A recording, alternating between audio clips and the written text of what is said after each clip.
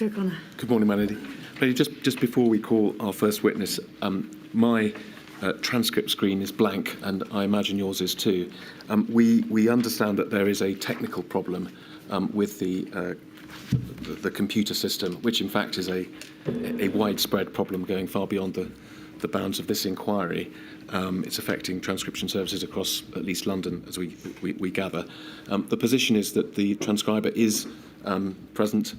She will be making a transcript of this morning's proceedings. We won't sadly be able to see it on our screens as long as the problem lasts. And of course, steps are being taken to remedy it. And I understand that as soon as the problem has been resolved, our screens will click into action and we'll be able to get the usual contemporaneous transcript. Thank you, Mr O'Connor. Lady, may we please call our first witness, Mr. Khan? Might you repeat after me? I swear by Allah. I swear by Allah. That the evidence I shall give. That the evidence I shall give. Shall be the truth. Shall be the truth. The whole truth. The whole truth. And nothing but the truth. And nothing but the truth. Thank you.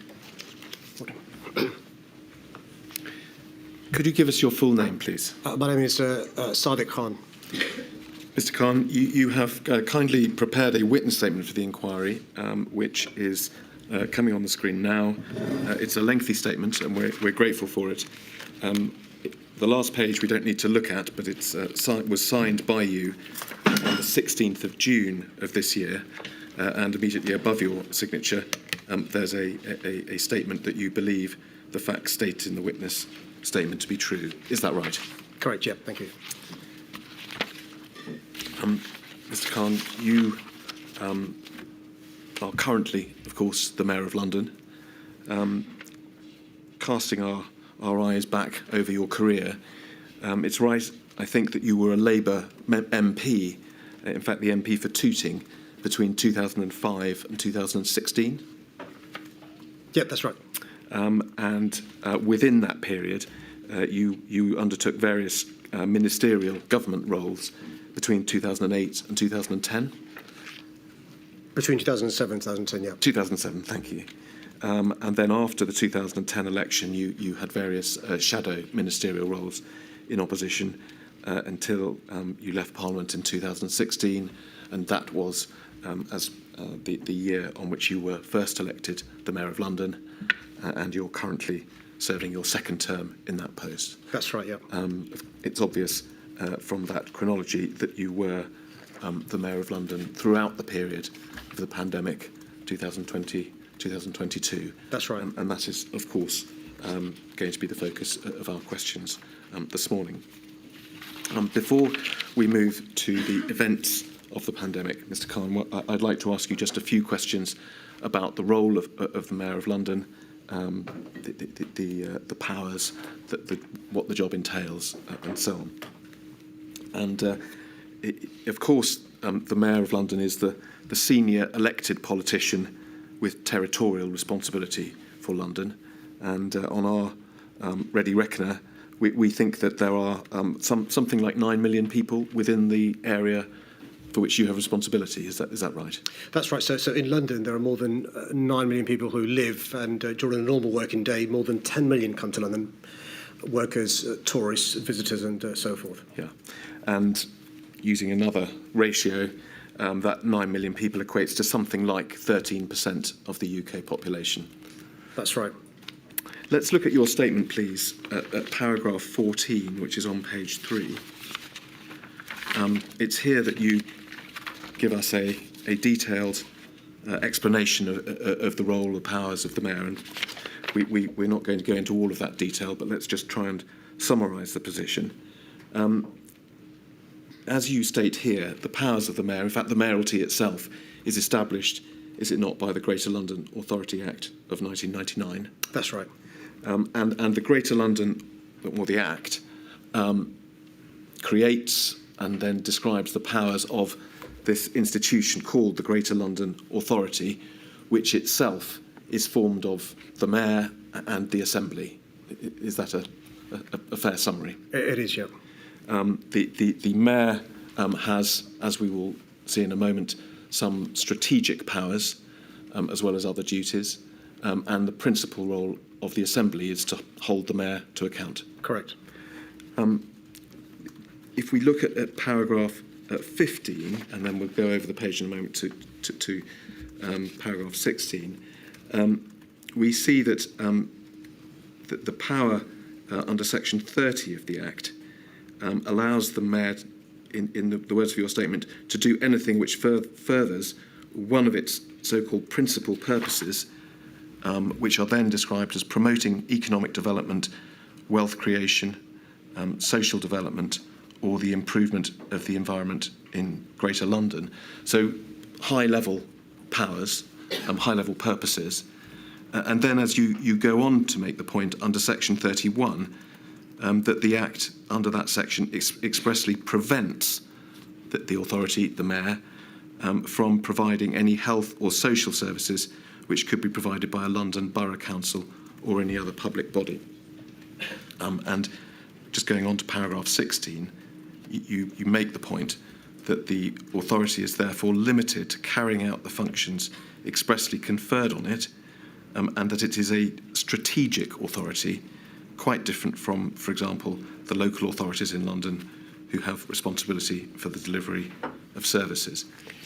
So is it then, Mr. Khan, a fair summary that the role of the Mayor is to perform these sort of high-level strategic functions rather than sort of operational decisions, which are the preserve in London of borough councils and other bodies? It is, but it brings with it huge convening powers. So I do work very closely with those authorities you're talking about. Yeah. Yes, and we'll come to see in terms of your the sort of role of the Mayor in an emergency that's a rather good description. It's about convening other people more than actually performing executive functions yourself. Exactly.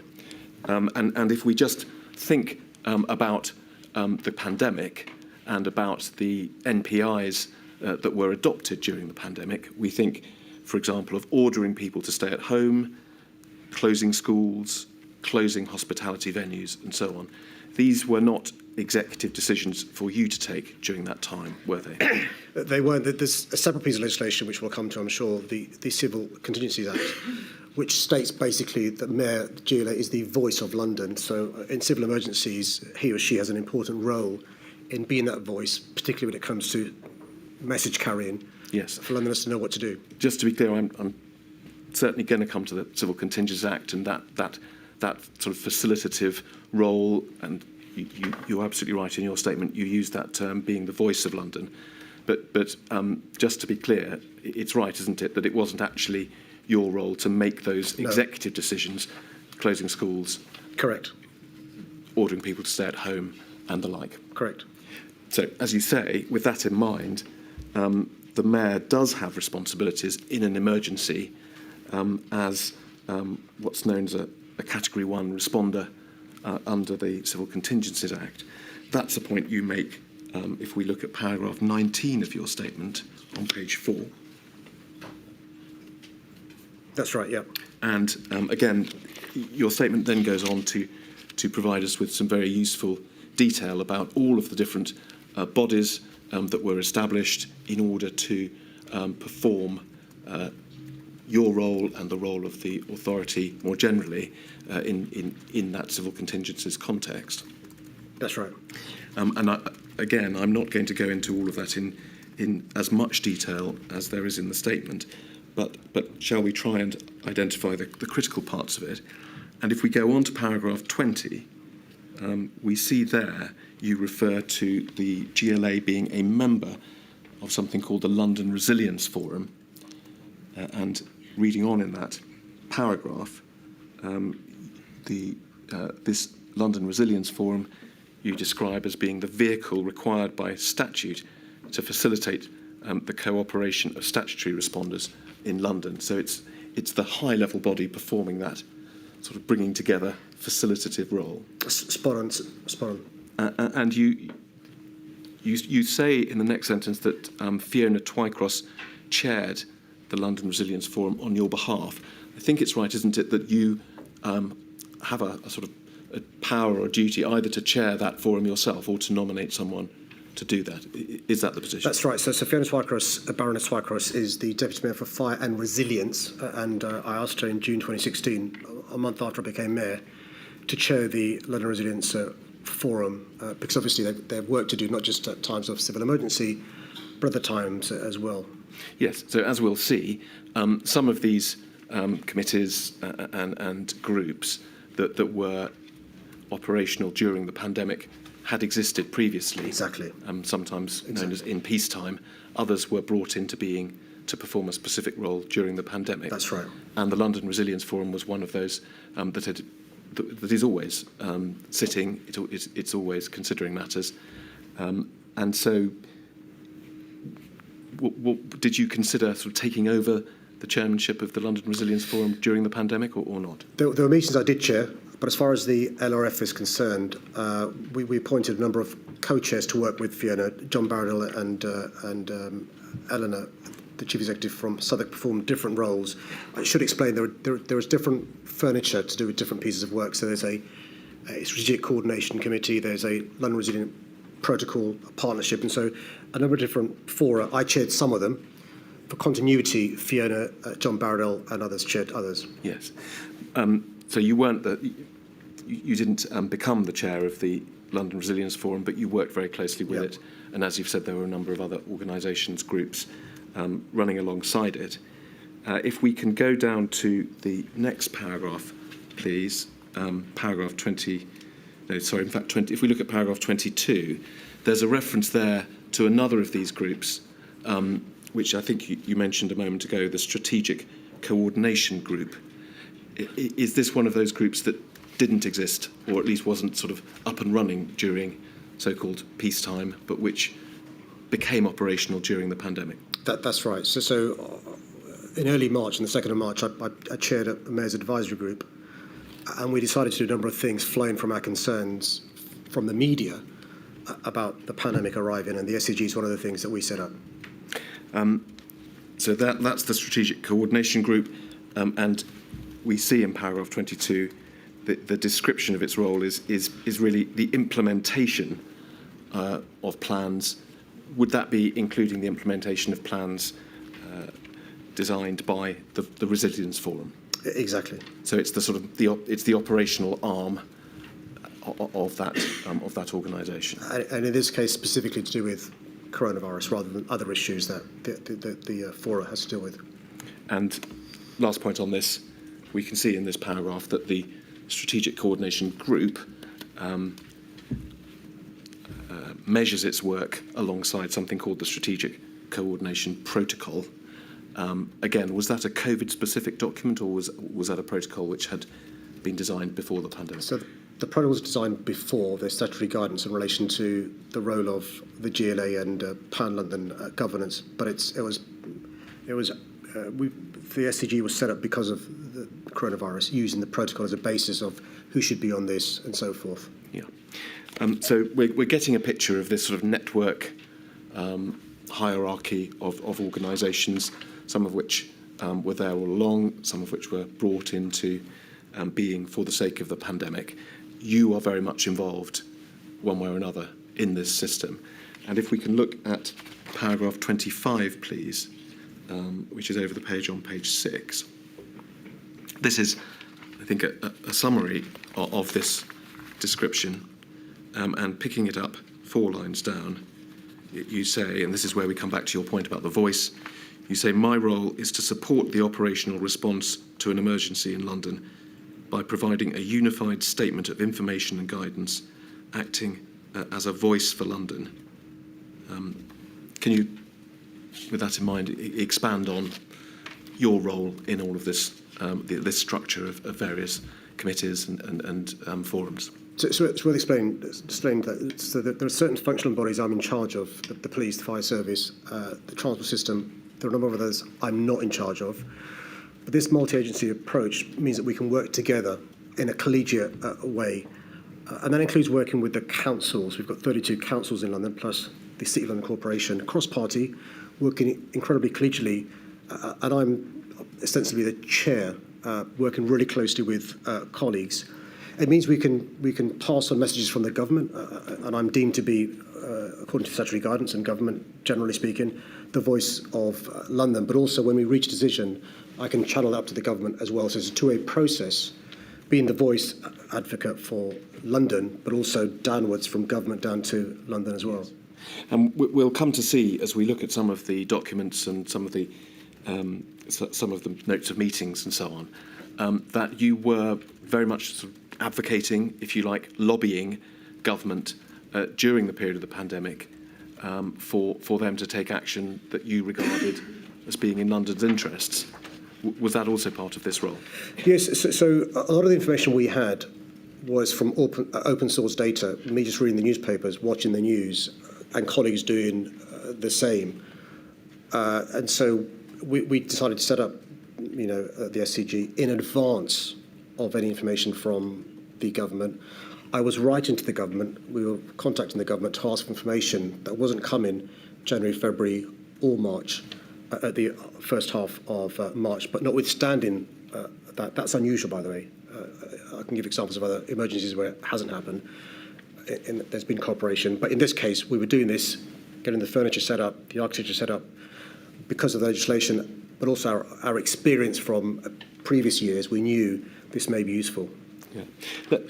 Let me just ask you about your experience of other emergencies. I mean, I think it's obvious that this particular emergency was unlike anything that certainly anyone had come across before in their own career. But of course, you had been involved in other emergencies, both during your time as mayor and before that in government. I mean, as far as your time as the mayor is concerned, the Grenfell Tower disaster took place while you were mayor, and in the same year there were also the terrorist attacks at Westminster and London Bridge.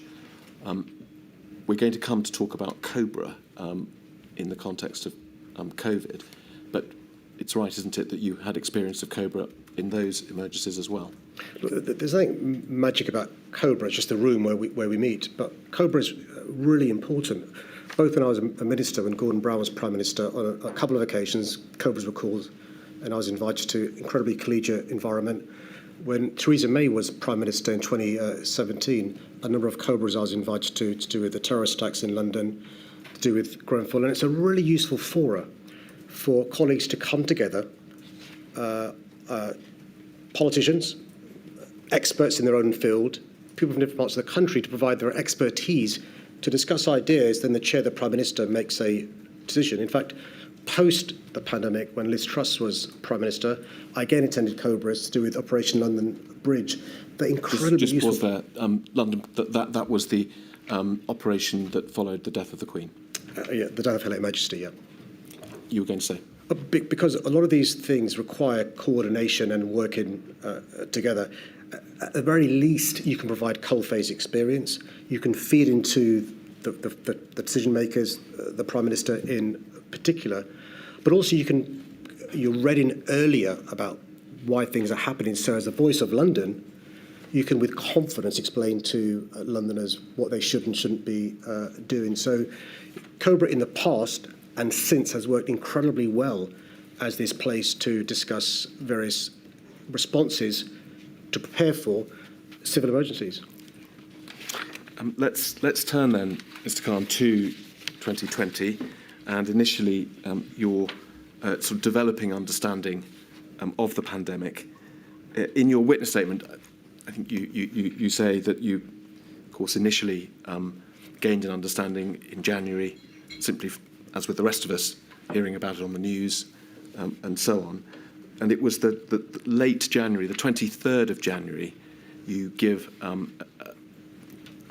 a description of a question time event that you were conducting in London.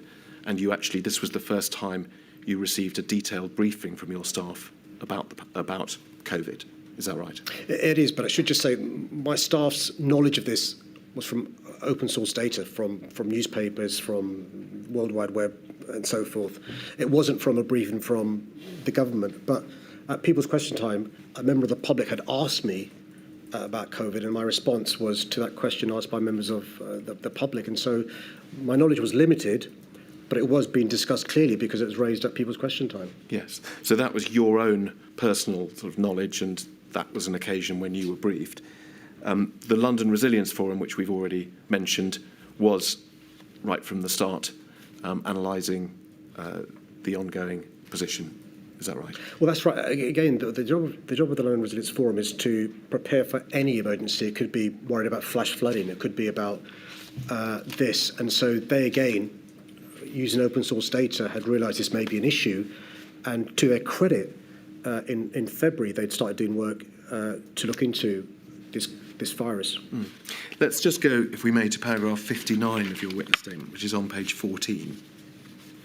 And this picks up a point Mr. Khan you've been making. You say we, and I take it that you mean sort of corporately, you, your office, the Greater London Authority, were heavily reliant on the information coming from Paul Plant and PHE at this time. And again, I think at this time you mean sort of early February, judging by the sequence of events in your witness statement, as we were not receiving any information directly from government. First of all, can you tell us, please, who Paul Plant was at the time? Sure. So one of the statutory duties of the mayor is to address health inequalities. And I have a statutory health advisor, Professor Paul Plant, at the time, who works for Public Health England. It tends to be the regional director for London PHE, as it was known then, who advises me in relation to health inequalities. And Paul was a person who I'd meet regularly to discuss a variety of issues. So just going back to this sentence, Paul Plant was himself, I think, one of the directors of the PHE. Correct. What's wrong with receiving information about a developing infectious virus from PHE, which was the very body that was supposed to monitor these things? Oh, nothing wrong at all. I mean, in fact, I was asking Paul about this virus we'd heard of, and you'll see from, I think we've disclosed the agenda where this was discussed. This is one of a variety of issues that we discuss at PHE. The point is in relation to directly from government. You've talked about the responsibility I have from the Civil Contingencies Act, the Greater London Act, and bear in mind what was to transpire. You'd have expected the government speaking to me. By government, I mean extensively Downing Street, because we now know in February there were Cobra meetings taking place. We knew nothing about these, and probably Paul Plant didn't either, because it's above his pay grade. The point being is that we're the capital city. We know what happened. Had we been aware of some of the things that the government were concerned about in February or March, we could have taken preventative action. So, to summarise, just to make sure we've understood, one of PHE's functions was to inform local authorities like you, and no doubt around the country, of their developing understanding of the virus. I think what you're saying is that there would have come a time where, judging by the sort of severity of the virus, the concerns about what may happen, you would have expected, in parallel to your exchanges with PHE, to have started being briefed by central government. You say Downing Street, but that, as we'll come to see, didn't happen at that time, or in fact for some time later. Absolutely. Are you saying that on the basis of any experience, or on the basis of hindsight, or simply a feeling you had at the time? Well, without wishing to breach confidences, for example, we were in close contact with the government in advance of Operation London Bridge going live. I don't want it to be indelicate. But so there's often conversations with the government about things in advance of them becoming, us having to press go on issues. And so that sort of stuff does happen. It can be offline conversations. It can be direct communications with me in my office. We were chasing the government for information. I've shared correspondence with me writing to the government saying, look, we've heard about this thing happening. What do we do? If I can just ask you to try and slow down a little when you're answering questions. Mr. Khan, were you chasing the government this early, in sort of early February? We'll come to see some of the exchanges a few weeks later, in late February and March.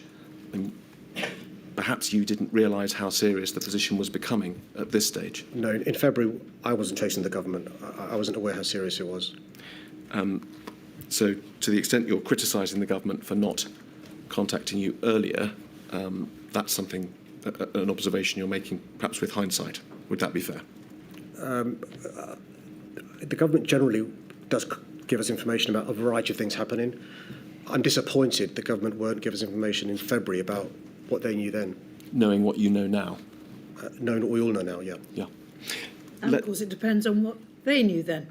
Well, what I'd say, my lady, is that we were in contact at this stage in February and March, early March in particular, with other cities around the globe. So we've not got a foreign office in City Hall, but what we were doing is speaking to mayors. So I was speaking to the mayor of Milan. We were speaking to colleagues in Seoul, the mayor of Seoul, and colleagues in China from early March, in advance of any information from the government. Now, my international relations team is, I think, 3 people. I'd have hoped that the Foreign Office was speaking to colleagues in China or South Korea or Italy. We were in late February, early March. Yeah, I think we've moved on to March. I think Mr O'Connor was at the moment dealing with February. Yes, well, let's move on, Mr. Khan, because the paragraph we were looking at was, I think, located in early February. But let's move forward a few weeks to the period around the end of February and the beginning of March. As you say, there had been a number of COBRA meetings during February to which you hadn't been invited. We come then to Friday the 28th of February, and a request we know was made on that day for you to attend a COBRA meeting that was due to take place at the beginning of the next week, on the 2nd of March, the Monday. And we can, for these purposes, just look at an email exchange. This is 118997. And we see here sort of about the lower half of this page, an email being sent from someone in your office whose name has been redacted to, I think it's Claire Brunton, in number 10. It says this: the Mayor's Chief of Staff has asked whether number 10 intend to invite the Mayor to the COBRA meeting regarding coronavirus on Monday, that's the 2nd of March. Given its large number of airports, hospitals and international visitors, London is, of course, potentially one of the most at-risk places. And I'm going to come back to that, but just to finish off with this email, we can see that, in fact, on the same day, on the Friday, later on in the evening, the reply comes back, no, spoken to those leading, the Mayor will not be invited to the COBRA on Monday. But just going back to your email, please, the proposition is London is one of the places most at risk because of its airports, hospitals, international visitors and so on. That, of course, had been true since the beginning of the virus. Did sending this email on this day reflect some sort of developing understanding on your part or not? It's the point I was making to Baroness Hallett. The conversation we were having, but also open source data showed this virus travels. We knew about what's happening in northern Italy. We also knew it's half term, and we also knew that London has a number of airports that serve our city: Heathrow, Gatwick, Stansted, City, the Eurostar, and so forth. So it wouldn't be a surprise if London was the first place this virus came to. So I was cognizant of all that in real time, without the benefit of hindsight. And just appears to me, if we knew this in City Hall, and we've not got at our disposal the expertise Her Majesty's government has, why didn't they? If we just move the chronology on a week, we'll see that something very similar happened a week later. If we could go, please, to 119008.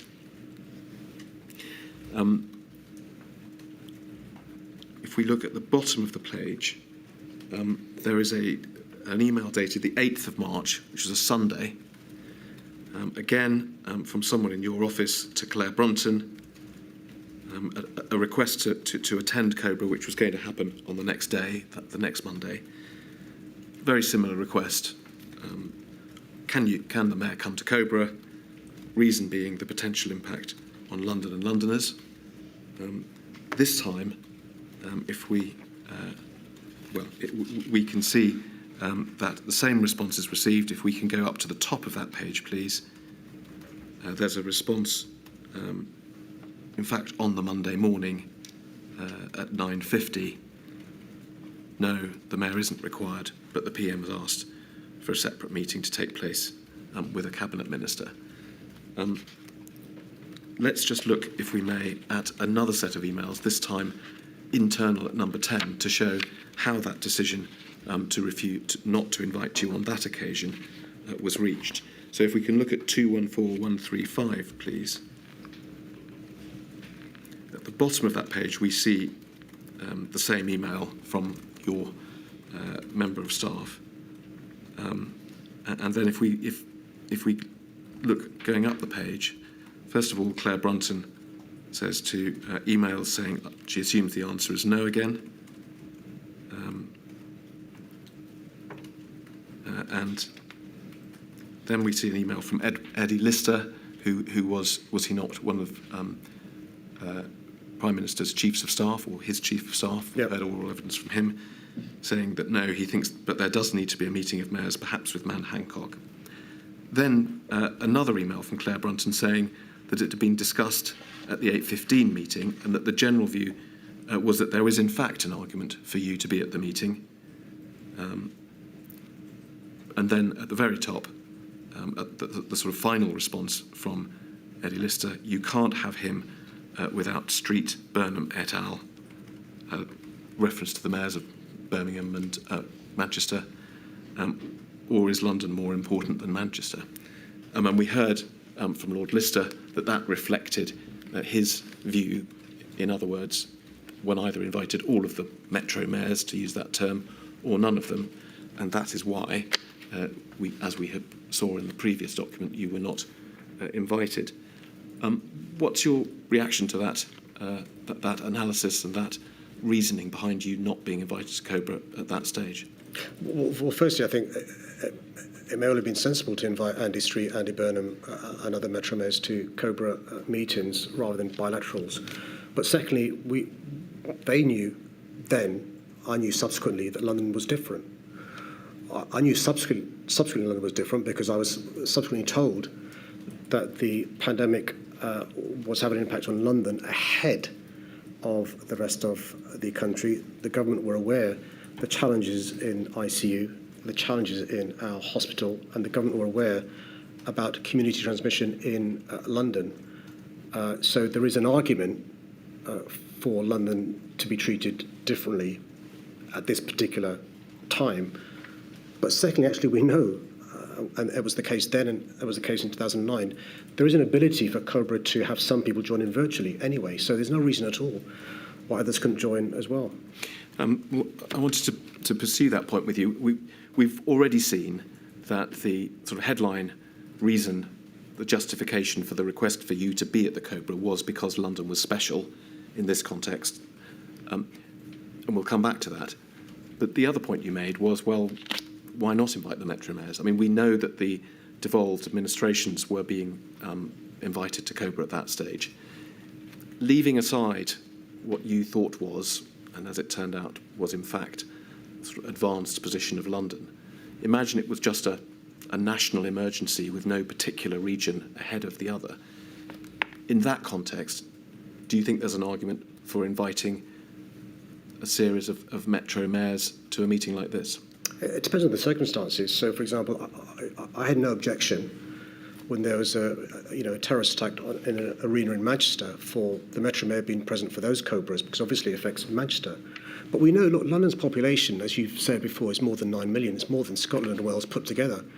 For example, did those Cobra know most people in London travel by bus or tube? More than 5 million journeys by bus, more than 4 million by tube. So the transmission is going to happen very, very quickly of this virus. How many of those around Cobra knew issues around diversity, comorbidity, intergenerational households, overcrowded accommodation? How many people around Cobra knew, for example, in London, there are more people who work on 0 hours contract, work in the gig economy, work in frontline jobs where they can catch this virus? And so my point being is, look, it's horses for courses. In this particular case, I can see no explanation at all why, the GLA, the Mayor of London, we weren't around that table. I think lives could have been saved if we were earlier. That was Monday, the 9th of March. That Cobra meeting, the second Cobra meeting to which you were not invited, took place. I want to move on and now ask you about a meeting that took place a couple of days later on Wednesday, the 11th of March, that was a day on which you and some of your staff met with Chris Whitty.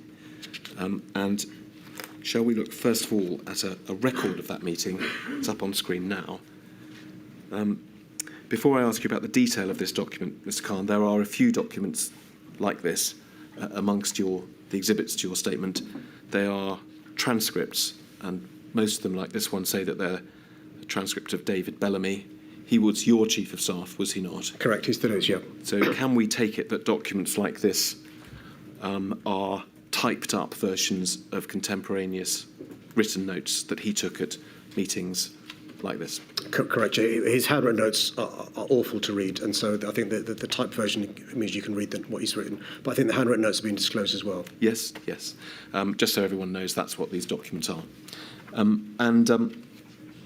I just want to draw your attention to a couple of entries on this document, the notes of the meeting that you had with Chris Whitty on that Wednesday, the 11th of March. First of all, only 2 lines down, we see an entry, CMO, that's Chris Whitty, saying this is going to be a global pandemic, and then some detail. Did Chris Whitty give you detail there that you hadn't previously understood? Well, firstly, it's just worth explaining. This meeting was at my request. I'd contacted his office and said, look, we know about this pandemic. I'd like to meet with you to discuss this. Secondly, just to clarify, Mr. O'Connor, the 2nd of March was the first time I was aware of Cobra, but there had been many Cobras in February, as you're well aware, and in January. And so this was me asking to meet Chris Whitty, and although I'd read the phrase global pandemic, Chris Whitty telling me there's going to be a global pandemic, was shocking to hear from him.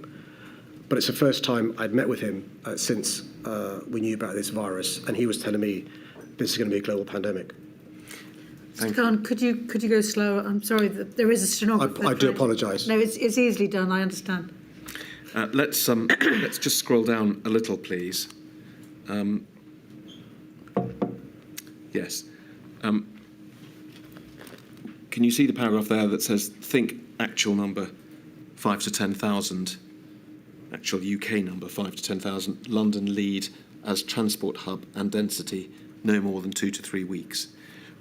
What was the information that Chris Whitty was giving you there? So what Professor Whitty was telling us was the numbers of people in London he thought had the virus, the reasons why we were, if you like, ahead of the others, why it was worse in London, because we are a transport hub, airports, Eurostar, etc., and our density, the disease can be passed far quicker because we're a dense city. I think the reference to no more than 2 to 3 weeks is in relation to before things get really bad. Because if you see later on, he mentions priorities next week, 2 to 3 weeks. He was worried, about the virus, about its impact on London. That's how I received it. And just picking up on the point about London, the position in London being ahead of the rest of the country, if we could just go down a few more lines, please. Yes. If you can see just a little bit above the bottom of the screen there, there's an entry, get timing right for London, too early for others, but regional approach is too confusing. That again seems to be consistent with the idea that London is ahead of the rest of the country, and the measures that were being planned were going to be designed to address the position in London, even if it meant they might be a bit early for the rest of the country. Is that right? Without a doubt. I mean, look, it's difficult to articulate the impact this meeting had on me in relation to hearing this from the CMO. It was quite clear it was coming our way, this virus, and we'd be affected badly, but also the response from him was trying to explain to me the reasons why the other parts of the country weren't yet affected, because us being the transport hub and so forth. It made sense when he explained it the way he did. And in summary, what Professor Whitty was telling you at this meeting was confirming, obviously also adding much more detail, the consideration, the suspicion that you had before, which is that London, because of its status as a transport hub and proximity of so many people living together, would be ahead of the rest of the country in the development of the virus. Absolutely. I think at this stage, Mr. O'Connor, we may have had an example where a school had pupils who had the virus, and that school may have closed down because of a skiing holiday in Italy. So that was also the fore of my mind. I was aware that the virus was in London because of the school closure, but it's clear from what Chris Uti was saying, the impact on London was going to be huge.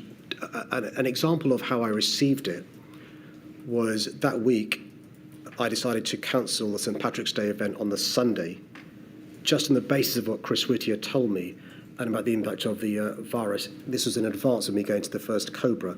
I think St Patrick's Day was going to take place, the event in Trafalgar Square, that Sunday. Yeah. Let's pick up the chronology again then. So that was the Wednesday, the 11th of March. At the end of that, the next day, in fact, on Thursday, the 12th of March, there was another Cobra meeting. We can look briefly at another of these email exchanges. 1118843, please. Quite a familiar exchange by now at the top half of the page. An email on that day, early at lunchtime on the 12th of March, to Claire Brunton, asking if you could attend. Presumably the meeting was in the afternoon. Simply repeating the request, really, and saying we think it's important he's there representing London. And the answer comes back, checked with the team, I'm afraid not. You've already described your frustration at not having been at the earlier meetings, presumably coming the day after your meeting with Professor Whitty. Perhaps you were even more frustrated at that. Well, can I just go back to a point you mentioned about the powers or lack of in relation to NPIs? So the only powers I had was to do things like enhanced cleaning on the underground, which I did that week, cancelling St Patrick's Day on the Sunday. So and that's me not being properly briefed by everybody, but just by the CMO. So yeah, so frustrated is a fair understatement. We then go into the weekend. You've mentioned you cancelled the St Patrick's Day event. There was yet another Cobra meeting on Monday the 16th. Of course, the inquiry has had a lot of evidence about meetings and so on that took place at Downing Street in the Cabinet Office on the Friday the 13th and then over that weekend, in fact. But then there was another Cobra meeting on Monday the 16th of March, and on this occasion you were invited to attend. Were you given an explanation at that point as to why you were being invited then but hadn't been invited previously? No. Let's look, if we may, back at your witness statement where you provide an account of that meeting on Monday the 16th. It's paragraphs 82 and 83 on page 19 of your statement. We can see then at paragraph 82, you refer to attending that meeting on the Monday, the 16th. You refer it being stated at the meeting that London was, quote, a few weeks ahead of the rest of the country. And then in the paragraph below, you say that this was a moment you'll never forget. Can you expand on all of that for us, please? I mean, I was told for the first time by the Prime Minister and others how bad things were. I'd been briefed by the CMO the week earlier, but not with the colour that the Cobra meeting presented the challenges in London. We're now told that just the concentrations of the cases in ICUs in London are really serious. The Prime Minister is using words like, this is the biggest challenge we're going to face since the Second World War. Draconian measures are going to be needed. And this is not in any way, sort of delusions of grandeur, but I'd been kept in the dark as the elected Mayor of London. And I felt almost winded in relation to what was happening in London, but also realising there are things we could have done in relation to some of these issues. Some we did, St Patrick's Day, enhanced cleaning on the underground. Others we didn't do. And I was quite clear, not in any way to sound panic-driven, but I was alarmed by what I was being told in relation to where we were and where we may go to And I will never forget that sort of feeling of lack of power, lack of influence, not knowing what's happening in our city. Now, So can I just ask what you would have done? I mean, you'd been told on the 11th of March by the CMO that there was going to be a global pandemic and it was coming to London and the impact was going to be huge. You said you had limited powers. Supposing that message had come from government as opposed to Chris Whitty, who obviously is a government employee, what would you have done differently in those 5 days? Some of the things that happened subsequently. So it was me that lobbied the Prime Minister to go to lockdown. It was me that lobbied the Prime Minister in relation to the inability to keep social distance on public transport, so people shouldn't be using public transport unless they had to.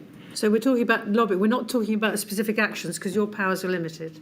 Well, that's the joy of Cobra, my lady, that you can put your views forward to people with the power and they can take power. So because Cobra is chaired by the Prime Minister, he can act, if you like, as a referee between different points of view between the Cabinet, but also he takes some more representations from somebody at the coalface of London and can respond. So I'll give you an example in relation to some of the lobbying in the absence of power to the Prime Minister that led to action.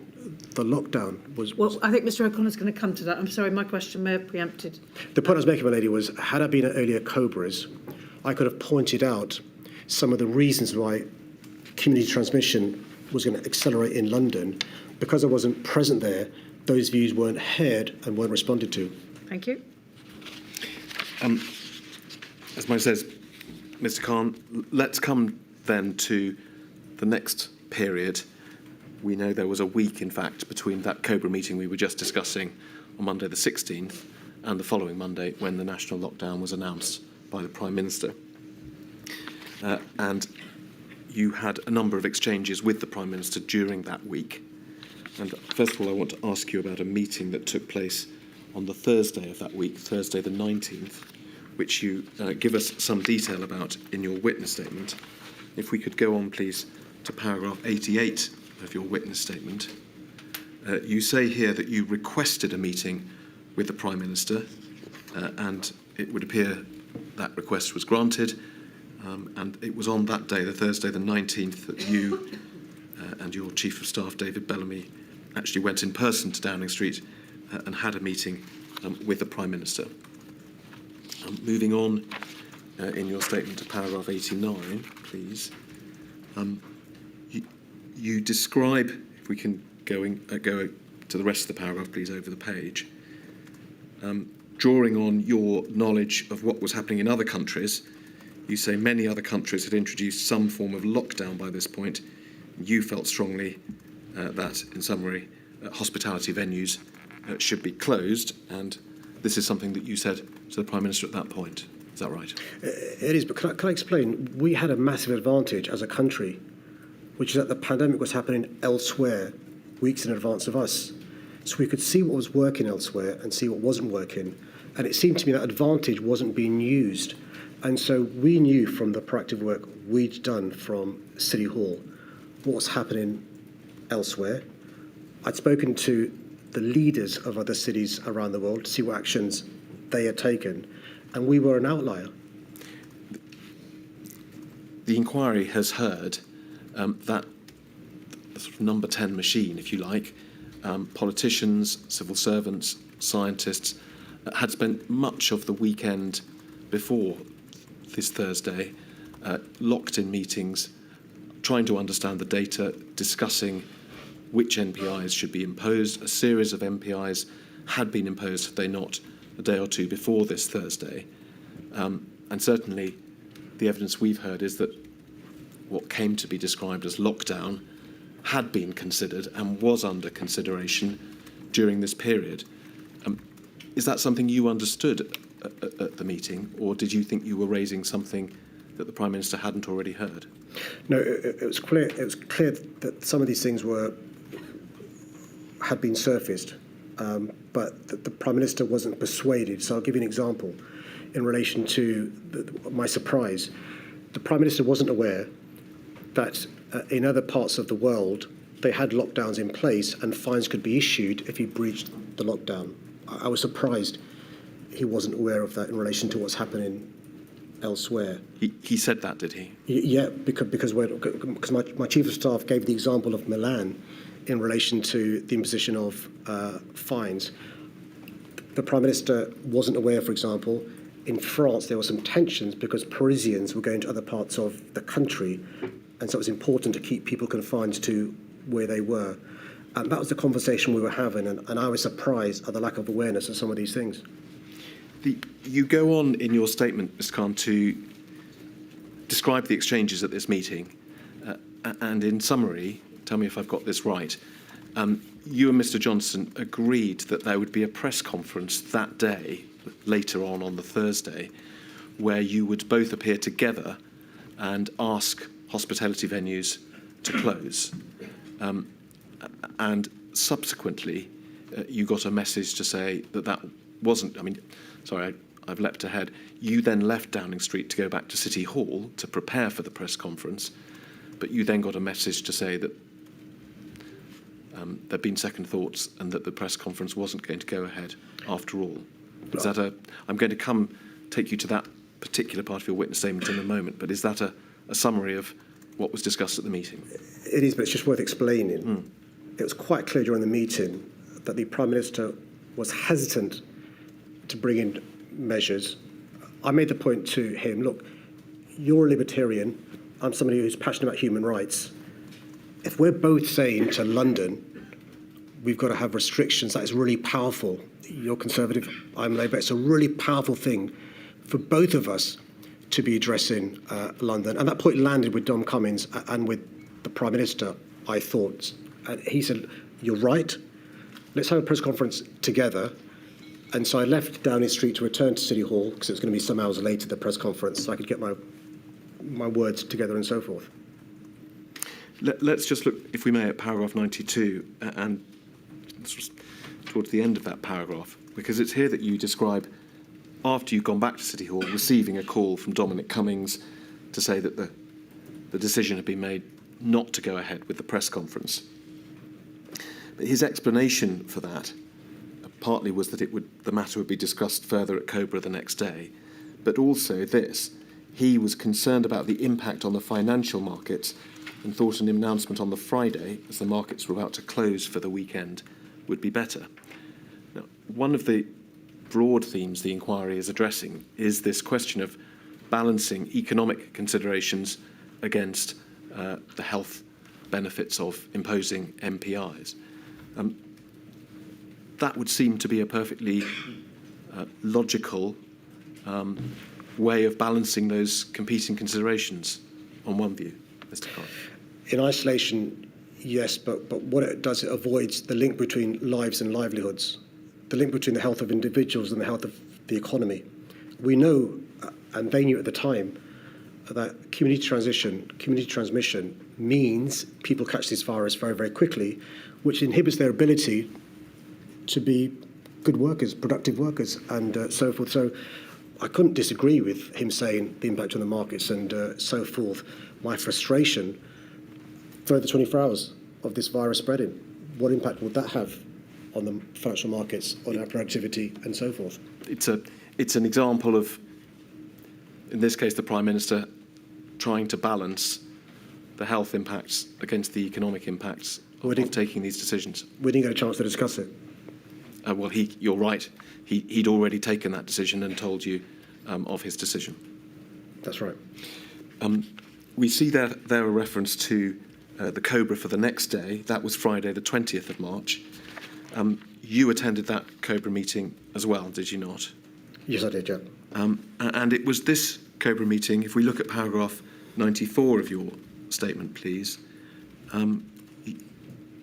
about 4 lines down, you say, the PM was not at this Cobra meeting, which I found extraordinary given the circumstances. Did you ask, were you told why the Prime Minister was not at that Cobra meeting? I can't remember. It must have been raised, but I can't remember the explanation why he wasn't there. Do you remember having any reaction to whatever explanation you were given? It surprised me because one of the huge advantages of the Prime Minister chairing Cobra is often, not unreasonably, there'll be different points of view. And the Prime Minister, as the boss, can arbitrate on the different points of view. To paraphrase you, can balance those points of view. And with respect to Michael Gove as the Chancellor of the Duchy of Lancaster, if there was a difference, it's quite difficult for him to arbitrate and decide, although to give Michael Gove credit, he did. In any event, you can't. We may well hear from Mr. Johnson, but you can't remember why it was that he wasn't at that meeting. Later on in this paragraph, you describe a sort of shifting. Initially, the meeting being in favour of pushing off the closure of hospitality venues into the weekend, but a counter-argument being made that it should be that day, at the end of the day on that Friday. That's right. And in the end, that other argument, the Friday argument, prevailing. That's right. This was to Michael Gove's credit. He decided to agree with those of us lobbying for Friday night rather than Saturday. There's one more sequence of exchanges between you and the Prime Minister that I want to ask you about in this sort of part of the chronology, and that is a letter you wrote and then a call you had with him on Sunday, the 22nd of March. Let's look, please, at the letter first. So that is 118939. So let's remind ourselves, as I say, Mr. Khan, this was the Sunday just before the lockdown was announced. In fact, the next day.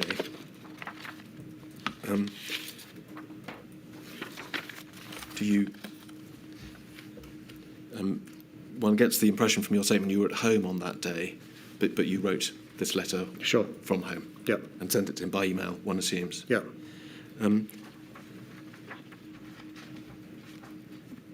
If we can go down to about the fourth paragraph, please.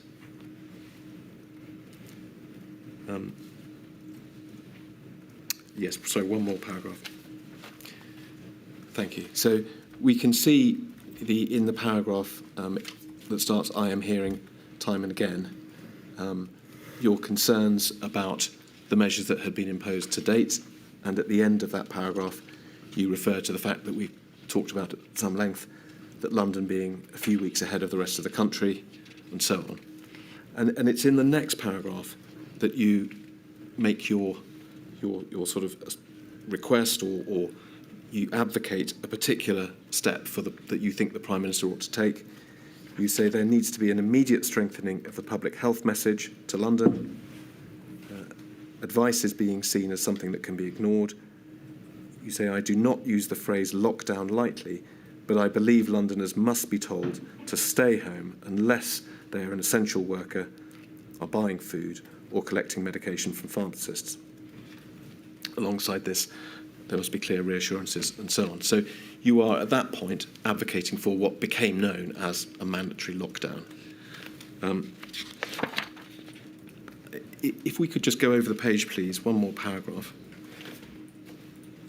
You say this at the end of the letter. Alternatively, if you insist on continuing with the same course, by inference that means not adopting a mandatory lockdown, I will be left with no choice but to speak directly to Londoners with a tougher message if it means thousands of people's lives could be saved. What do you mean by, I mean, that you're not threatening him, but you are indicating that if he doesn't do what you're asking to him, you will take a different course. What exactly were you proposing there? Well, in a crisis, it's really important there's one message being given to citizens, otherwise that can lead to confusion.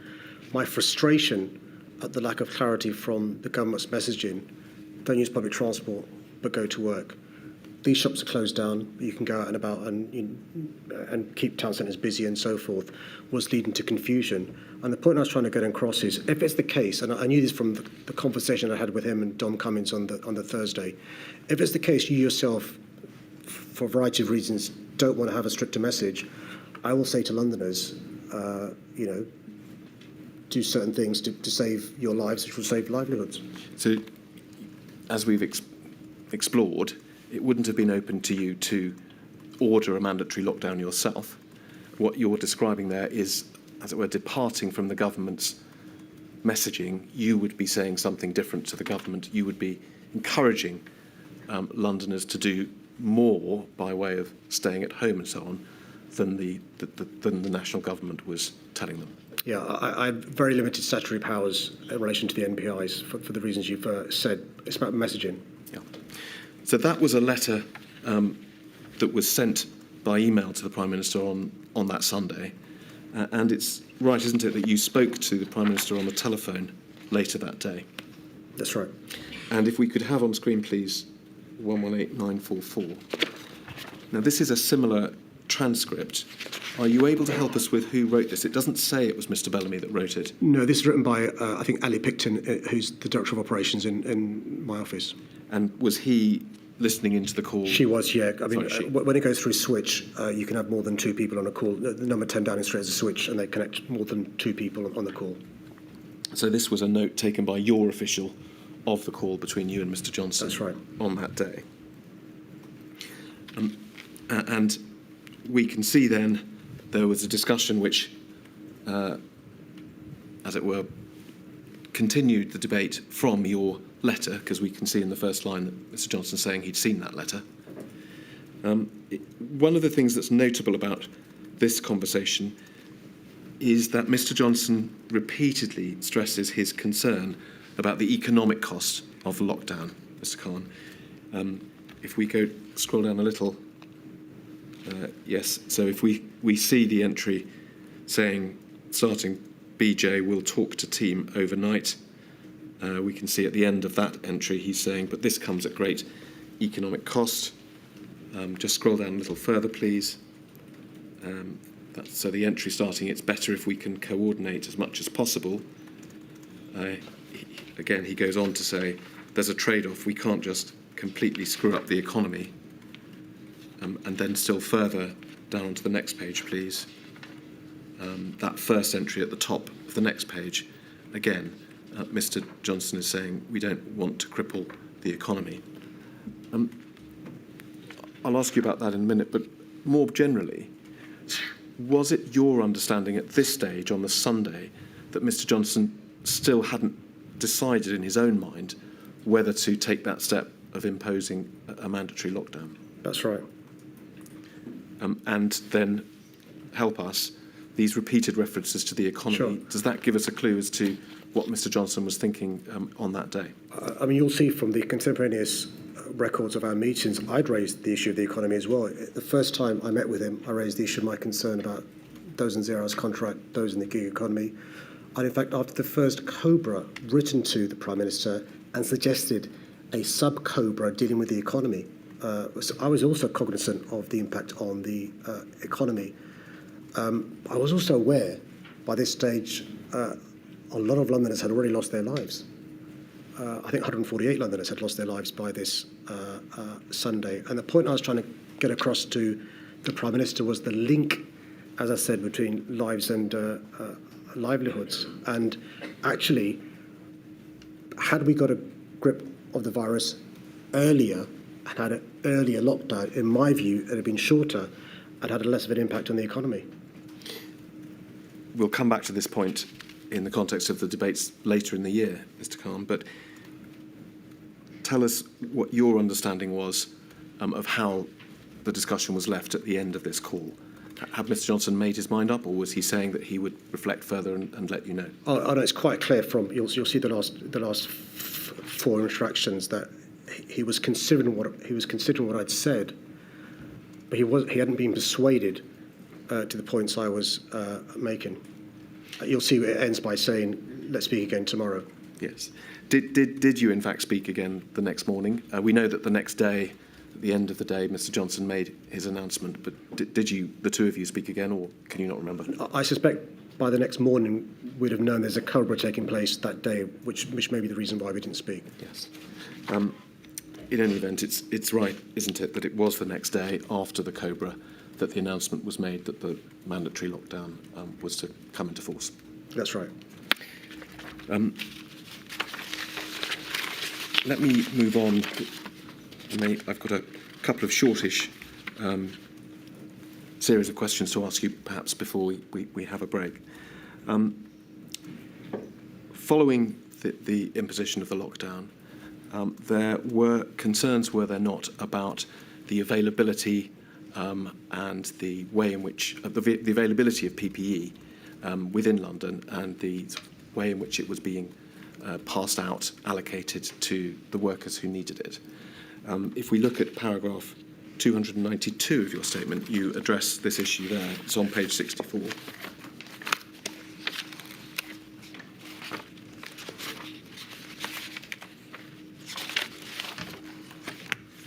Now, as you observe, Mr. Khan, this is going to be this issue will be the subject of another module within the inquiry, so I'm not going to take you into great detail about PPE. But as we can see, this was a matter that concerned you in the early months of the first lockdown. Perhaps you can just explain in general terms what you understood to be the problem. So if I explain, so one of the things I was doing was chairing a London leaders meeting, and that was the leaders of councils who are responsible for a lot of social care. And they were telling me the challenges they had in getting personal protective equipment to their social care workers who were in the front line looking after people in social care. There was a separate conversation from those in the police service, those in transport, those elsewhere about what kit they should have. And there was a separate lobbying taking place from those in the healthcare profession about a lack of proper PPE for their members as well. Your point earlier on about the role of the mayor, what it means is you've got lots of different people coming to me raising concerns, from health workers to council leaders responsible for social care to those bodies that I'm responsible for and others. And I was articulating to the Secretary of State the concerns that were being raised to me and asking for a proper response. And one of the themes that appear to have been raised, and which you refer to there, was a logistical issue. So not so much whether the PPE was available, but how it was passed out to those who needed it. And we can see this referred to, in fact, not in the letter you refer to in that paragraph, but a slightly later one. If we can go, please, to 118830. So this is a letter of the 13th of April, Mr. Khan, although you refer in it to an earlier letter, or two earlier letters of the 31st of March and the 8th of April. And it's the first paragraph underneath the heading PPE, where you refer to what you describe, it's a phrase that comes up twice in this paragraph, inconsistent supply of PPE. Was that an issue that you were concerned about, it would seem, both in March and as late as the 13th of April? Absolutely. I mean, just to be clear, I was hearing stories about care workers, doing DIY PPE because there was no PPE in some of these care homes.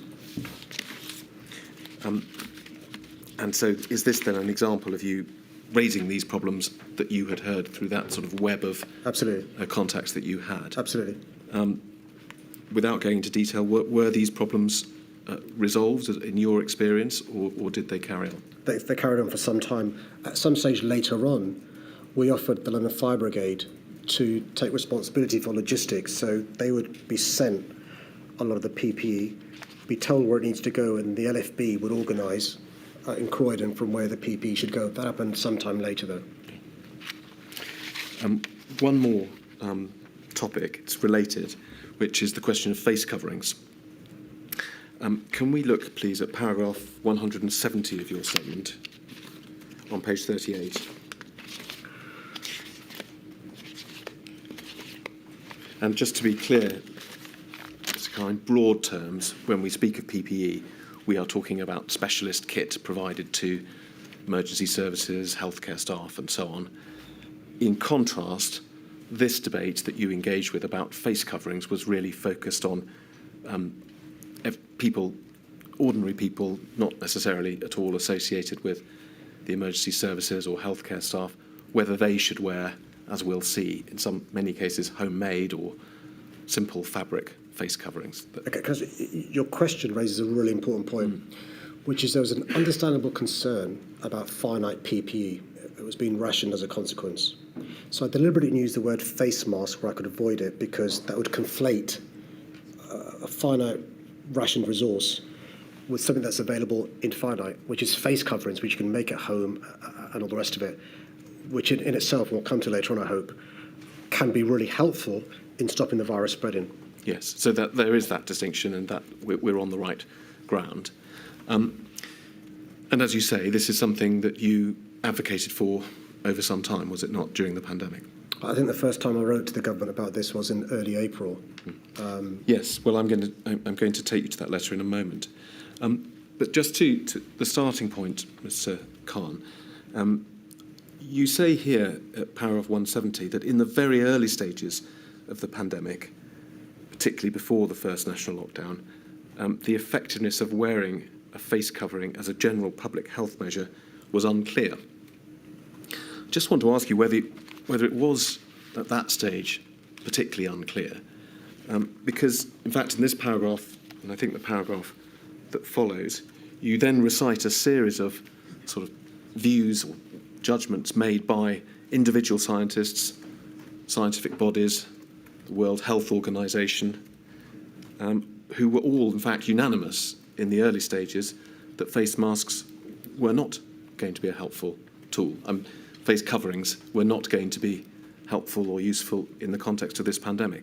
That's right, isn't it? That's very fair. And this is the point about, as the scientific knowledge evolves, as we discover more, because thankfully we've got the virus after others, we can see what's working elsewhere and then learn from it. And this is a really good example of initially the view being face coverings don't really make much of a difference. Very soon, though, across the globe, and including in our very own SAGE on the 21st of April, the evidence and the conclusions changed, yet the decisions taken by our government didn't. Well, just focusing, though, just grounding ourselves on this very early stage, as you recite, there was really, certainly within the UK scientific community, a consensus that they weren't helpful. Up until April the 20th, yeah. Including, we haven't touched on STAC, that stands for the London Scientific and Technical Advice Cell. In summary, is this right? It was your own London sort of version of SAGE. That's a very fair summary. So you in fact asked them about face coverings, having seen what SAGE had said, and they agreed. We can see here they provided a briefing note suggesting that the disadvantages would outweigh the benefits. That's fair. So that, at least, was the context for the letter that you've just mentioned. And let's look at that, please. It's 118829. I think you said this was the first letter you wrote on this issue, Mr. Khan. I should explain, the Prime Minister was unwell in hospital, Yeah. so Dominic had taken over, and so that's why I was writing to Dominic Raab rather than Prime Minister. Indeed. So we will, this is something we've already heard evidence about, but by the 8th of April, Dominic Raab was taking the place of the Prime Minister because of his illness. Now, in the first line of this letter, you refer there to the use of non-medical face coverings. And does this pick up on the point you've already made, which is that you were wanting to distinguish what we've been describing as face coverings from the sort of PPE-style specialist equipment? Spot on. The other key word in that first line is reviews. As your point, I appreciate that the initial view may have been not a sensible use, but I'm saying to the government, review that in light of what I go on to say. Yeah, and in fact, just to finish off this point, if we could briefly look at the end of this letter on the next page. So the paragraph starting, I recognise, you are there explicitly recognising that there is there is an issue about reserving specialist equipment for those in the NHS and other services who need it, and that you are expressly not talking about competing with them. Exactly. For these face coverings. But then, if we can just go back to the first page, please. Most of this letter is taken up with you referring to other countries where the practice is different, and countries where, in one way or another, face coverings among the general population have been encouraged, some in different settings than others. That's right. Our own research has shown, from the Centre for Controlled Disease in the USA to the Chief Medical Officer in Canada to these other mayors from cities we were speaking to, that they were using face coverings to, if you've got the virus, it could be asymptomatic. It prevents the droplets spreading to somebody else who may catch it. I'd also, in April, read articles in the BMJ and Lancet, which are also talking about how useful face coverings can be. And so if we just scroll down, we can see you refer to the Austrian government, then there are a series of examples taken from the United States, and a little bit further down, I think, to the last one, Canada. Have I misrecorded? I thought you said that your expert advisory body said on the 6th of April that the disadvantages outweighed the benefits. That's right. So there was two things happening. One is the evidence given by Professor Paul Plant to the London Health Assembly. Two is the work of STAC, which is just the London, call it SAGE for shorthand. In addition, you had all this stuff taking place across the globe. So I'm asking the government to review, because they've got the advantage of SAGE. STAC's not quite SAGE. And so I'm asking the government to review the advice from SAGE based upon all these things that I point to. So is the answer, did I misrecord? I thought you'd said the 6th of April advice you received from your expert body was the disadvantages. Outweigh, correct. Have I got it right or wrong? You've got it correct. Right. So had anything changed between the 6th of April and your writing this letter of the 8th of April? So you'd had expert advice, disadvantages outweigh advantages, and then on the 8th of April you referenced what's happening abroad. Had anything changed in those 2 days? The evidence from abroad, which I'd managed to get together from our own desktop research, which I'm not sure whether STAC had. So I'm saying, look, I've done this research. Can you review your expert advice based upon this research that I've gathered? Thank you. I'm conscious of time. Just a couple of final points to finish off this point, Mr. Khan, if I may. Your witness statement addressing this issue then takes us through the following months, where bit by bit, as you've said, the scientific advice changed, and stage by stage, the UK government changed its advice, and then it's mandatory. It has imposed various mandatory conditions about where face coverings had to be worn, different places on transport networks, and so on. And just with that in mind, I'd like to take you to look at paragraph 184 and 185 of your witness statement on page 41.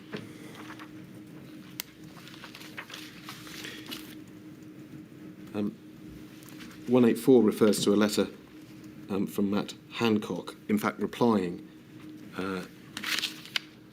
not replying to the letter we've just looked at, but one which had been written a few days later, but stating that government expert groups had considered that face masks, rather had considered the use of face masks, decided there was not sufficient evidence to recommend their use, but that they are currently re-reviewing the position in the light of the latest available evidence. And then you say this: I was disappointed by this response, which I felt gave short shrift to the legitimate concerns that you had repeatedly raised on face coverings. Notwithstanding the science... I think this is going too political, the second part. Well, can I just ask you a general question, Mr. Khan? We've heard a lot in this inquiry about following the science. Is it fair to say that on this issue of face coverings, the UK government did, in fact, follow the science in the sense of repeatedly asking expert bodies to review the position, and when the scientific understanding changed, more or less, changing the guidance, in some cases, making mandatory requirements? So in that context, at a high level, were they not, in fact, on one view, acting appropriately? No, because the SAGE group of experts who concluded face coverings would make a difference concluded that on April the 21st. The use of face coverings only in public transport became mandatory some months later in June. The use of face coverings in shops only became mandatory in late July. The use of face coverings in museums, galleries and so forth only became mandatory in August. Had the government been following the scientific evidence, after that SAGE meeting on April 21st, they have advised people, in fact made it mandatory, to wear face coverings on public transport, shops, museums and galleries from the end of April, rather than eventually August. Yes. Well, Mr. Khan, I'm not going to ask any more about that issue. I wonder if that's a convenient moment. Certainly, I shall return at 12:05. We shall complete your evidence before we break for lunch, Mr. Dunn. All rise.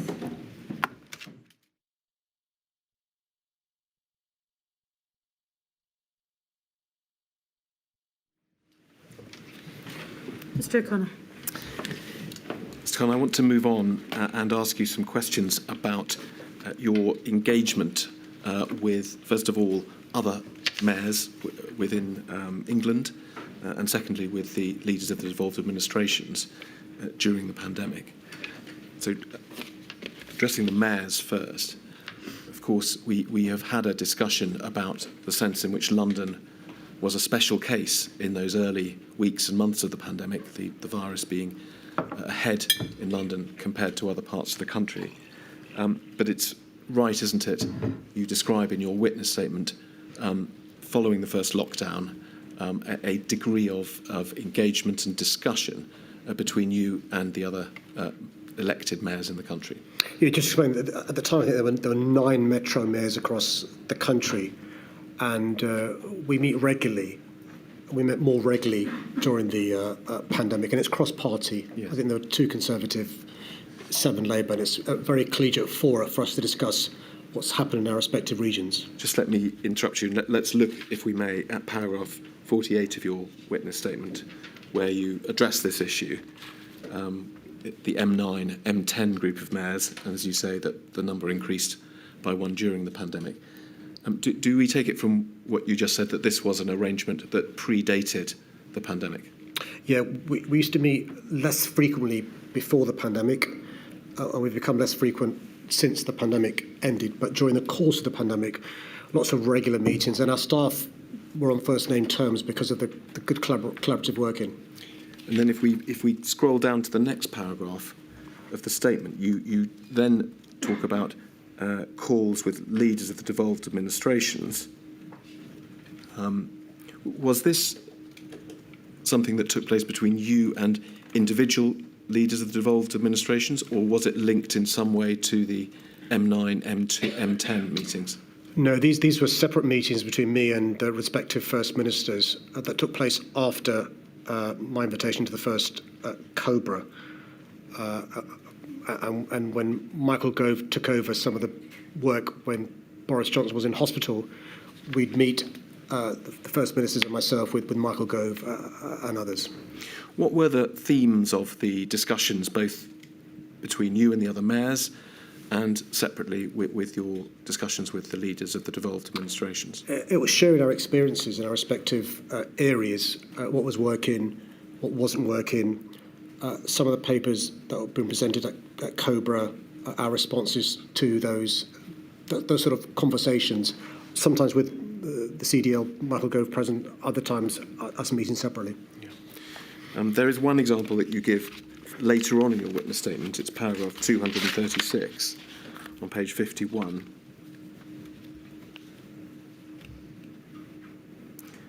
So this is an example of a call with First Ministers of the devolved nations in May, and you record there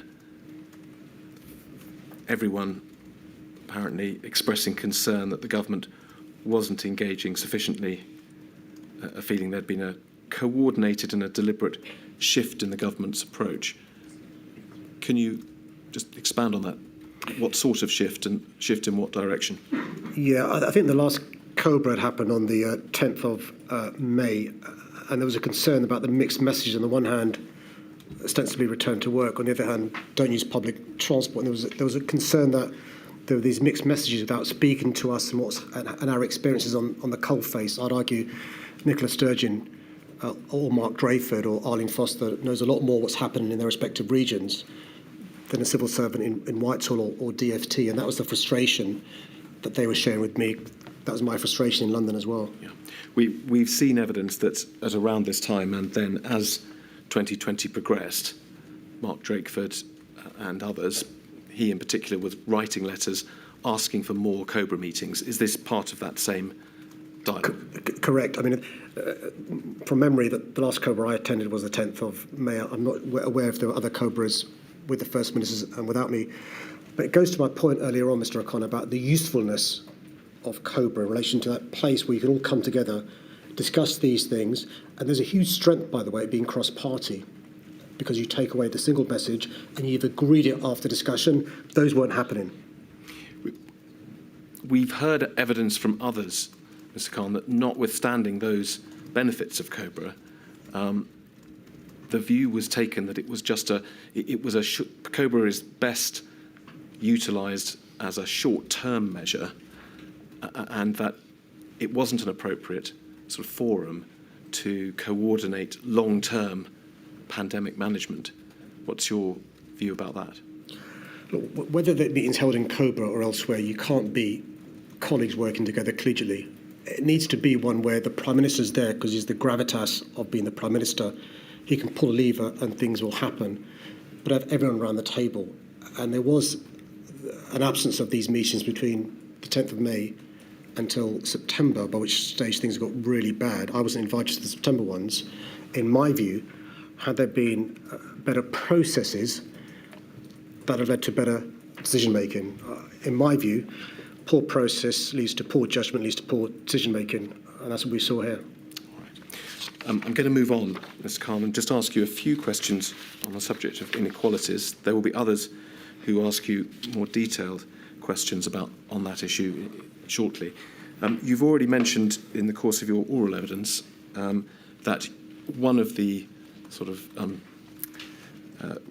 one of the group of duties, responsibilities that you have as Mayor is a duty to consider structural health inequalities and to prepare a strategy to address those inequalities. Is that right? That's right. We know that from a very early stage of the pandemic, it became apparent that the virus was having an unequal effect, and in particular on ethnic groups within London, that they had a more severe, pronounced effect on them. Is that something that you became aware of at an early stage? It was, yeah. How did you become aware of it? It was clear from a number of metrics. One is if you see the photographs of the first 10 doctors who lost their lives, the thing that strikes you is they're all people of colour. We knew, for example, in relation to transport workers, I'm afraid in London we lost 105 transport workers. They lost their lives. I would write to every transport worker whose details I had, their bereaved families, and I noticed the names I was writing were all ethnic minority names. We knew from the conversations with health workers, from social care workers, from transport workers, the issue of disproportionality. The phrase I used at the time is, we all might be facing the same storm, but people are in different sized boats. Can I just ask you to look at a particular document in this respect, Mr. Khan, and that is 118888. Now, we mentioned the group, did you call it STAC or STAC, that your version of SAGE in any event? And this is a report that appears to have been prepared by that body, dealing with health inequalities. And it's a relatively early document in terms of the pandemic. It's the 22nd of April. Did you commission this document, or did someone else ask them to do this work? No, I'd have asked them to look into this. It's drafted, I think we see at the end of the document, by Professor Kevin Fenton. Yes, if we look perhaps at page 6. And he was the chair of STAC, was he? If I explain, Kevin took over from Paul Plant. So if you remember the name you gave to me before, Professor Paul Plant, Professor Kevin Fenton took over from Professor Paul Plant. So Kevin became my statutory health advisor. Yeah. I'm not going to take you all through this report. It's relatively detailed, Mr. Khan, but would it be a fair summary to say that at this early stage it was flagging up the obvious signs of unequal impact and advocating more research, more data, more understanding of the problem? Absolutely. We know that it was Professor Fenton who went on to prepare sort of PHE inequality reports later in the year. Did you have any involvement in those? I spoke to Kevin almost daily, so I can't say what direct involvement I had in the paper, but yeah. Let me move on, Mr. Khan, and ask you questions about events later in 2020. And for these purposes, if we can start with paragraph 123 of your statement on page 28.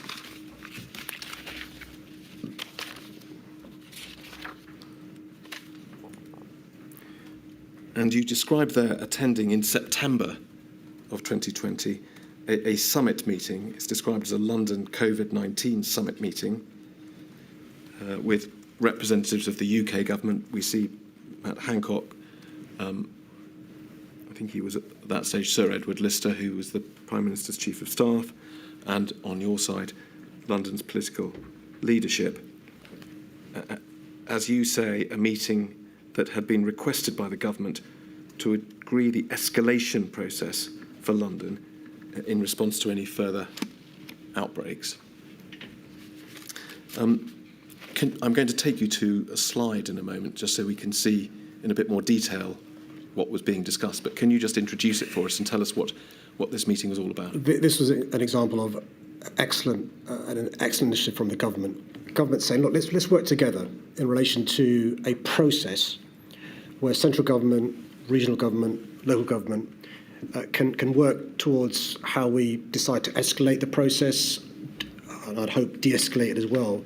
And that builds confidence and engenders confidence, but also, very importantly, it means the centre knows what's happening at the coalface, and so it's, you know, that's describing what this meeting was, and I think it was an excellent initiative. Let's look then, if we can, at 118968.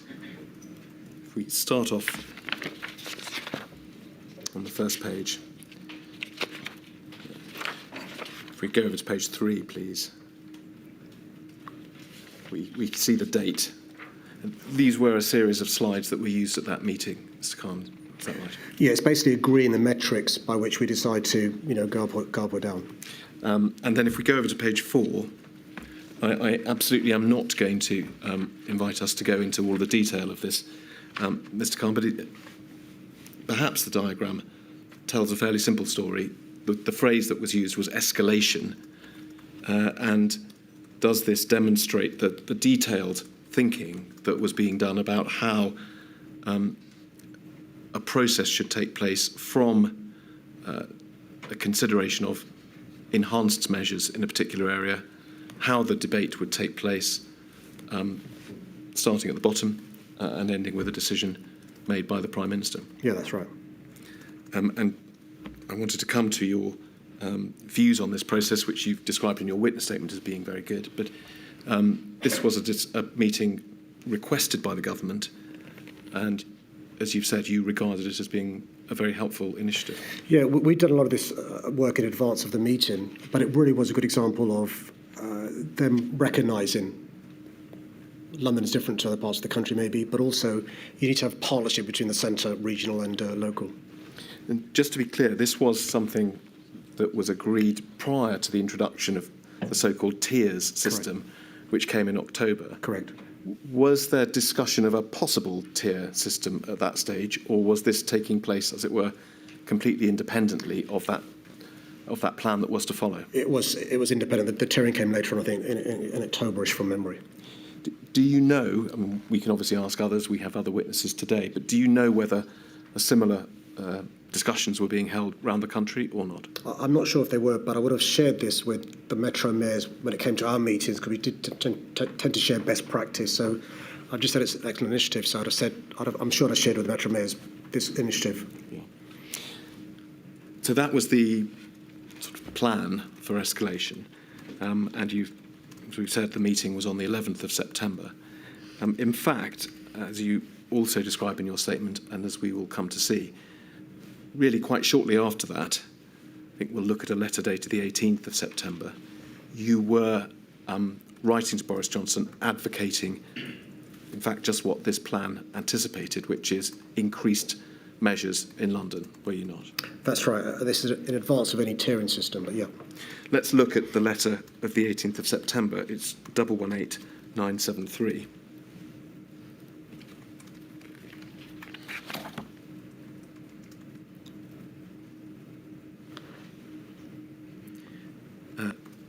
Less from you to the Prime Minister, Mr. Khan. Picking it up about 4 paragraphs down, please. You say it's increasingly likely that additional measures will soon be required to slow the spread of the virus.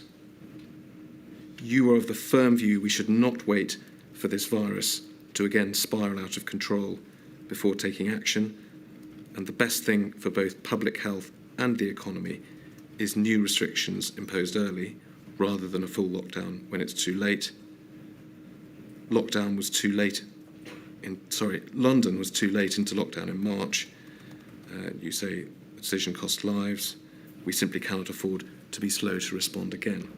Now, before I ask you to expand on those views, Mr. Khan, the inquiry's heard a lot of evidence from government officials and also from scientists on SAGE and SPI-M and so on, who were analysing the position at that stage and reaching their own views on, as it became known, a circuit breaker at around this time.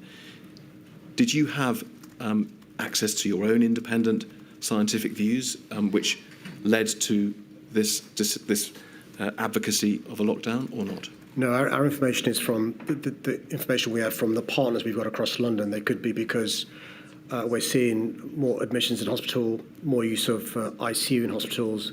It could be in relation to prevalence. There was a problem with a lack of testing, so we're using other metrics to assess how good or bad things were. We also were aware of some of the measures used in other parts of the country because of concerns they had.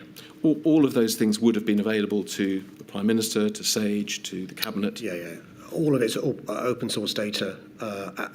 At most, the advice from Professor Kevin Fenton, which again was accessible to the government as well. Yes. So there was, as we can probably recall, and we can certainly see in the evidence, a debate that was raging at this time as to whether a circuit breaker should be imposed. You were expressing your view, but not putting before the Prime Minister any new evidence on the subject. No. We mentioned the tiers a moment ago, and it was in October that the tiering system was introduced. As I imagine we'll hear later on today, that was the subject of some controversy amongst other mayoral regions, particularly in the northwest. It's apparent from your statement that, in fact, there wasn't the same degree of dispute about the tiering system in London. Is that right? Because colleagues in the northwest went into a higher tier, so hospitality was seriously affected, and there was a lack of financial support. There wasn't that tension in London because we'd not got to there. Yes. So exactly. So when the tiers were introduced, you were initially in tier 1. Correct. And you actually asked to go up to tier 2. Was that by means of the escalation process that we were just looking at? Correct. Because the metrics we had, the data we had, was showing us things were getting worse. We were saying, look, let's go into tier 2 to avoid a leapfrog from tier 1 to lockdown, because that will hopefully address some of the concerns we have. That's a good example of partnership working. Yes. And as you say, that debate was taking place, as we now know, in the run-up to what became the second lockdown. Yeah, just to complete the story, in advance of the second lockdown in November, I had lobbied the Prime Minister for a circuit breaker. I'd seen the SAGE advice, but also half-term at the end of October was an opportunity for that circuit breaker. The government didn't listen to my lobbying. Subsequently, in November, went into lockdown. Yes, and you describe in your statement your reaction when that lockdown was finally announced. frustration, but also you make the point about the degree of warning that you received about that decision. Well, here's the point, Mr. O'Connor. Before lockdown 1, we knew what was happening around the world. We delayed and we dithered. Lockdown 2 may not have been needed had the government taken the advice from SAGE, for example, for a circuit breaker, the lobbying from people like me.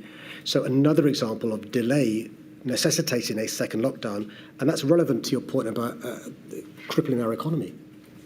Had action been taken sooner, I argue there would not need to be a lockdown maybe, it means less damage to the economy. Yep, Mr. Khan, thank you very much. Those are all my questions.